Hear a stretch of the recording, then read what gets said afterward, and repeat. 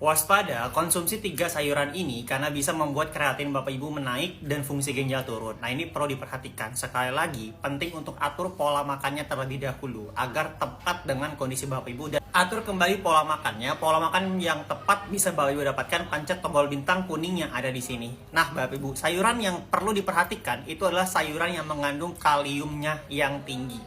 Sayuran yang mengandung kalium tinggi memang nggak secara langsung membuat kreatin Bapak Ibu itu naik. Tapi penumpukannya itu menyebabkan hiperkalemia atau kelebihan kalium di dalam darah sehingga menyebabkan kalium itu naik tinggi.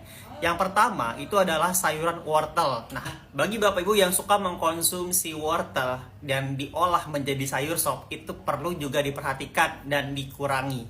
Wortel termasuk dalam kategori kalium yang tinggi seperti itu. Nah, maka itu perlu dikonsultasi terlebih dahulu kalau misalkan baru tahu.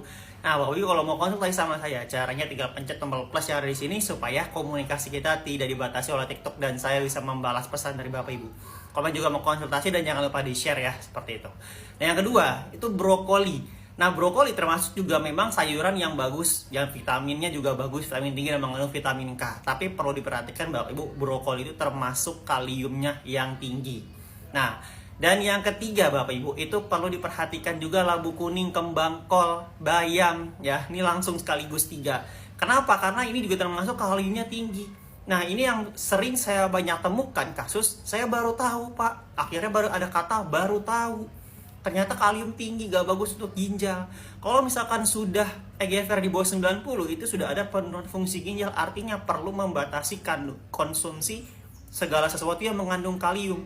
Memang nggak secara langsung kalau misalkan EGFR masih bagus, tapi kalau EGFR masih sudah di bawah 50 itu perlu berhati-hati.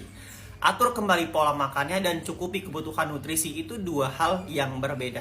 Atur pola makannya itu untuk mencegah supaya fungsi ginjal Bapak Ibu dan kondisi tidak semakin parah.